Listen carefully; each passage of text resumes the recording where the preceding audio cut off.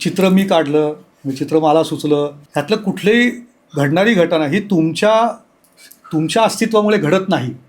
कारण जसंच तुमचा श्वास हा तुमचा स्वतःचा नाही आहे. श्वास तुम्ही घेताय असं तुम्हाला वाटतं, पण तो श्वास घेतला जातोय.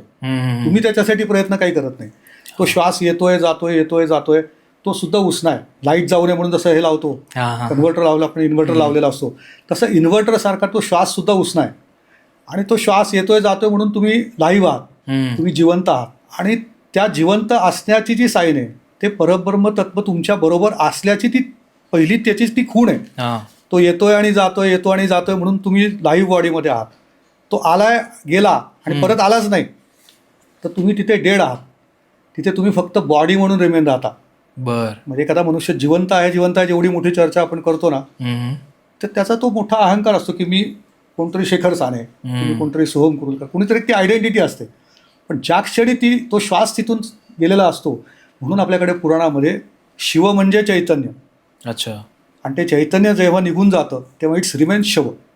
म्हणून शव आणि शिव याच्यातला हा फरक सांगितला की शिव म्हणजे चैतन्य रूप ती शक्ती ती आतमध्ये प्रवाहित आहे, हा त्याचा अर्थ आहे.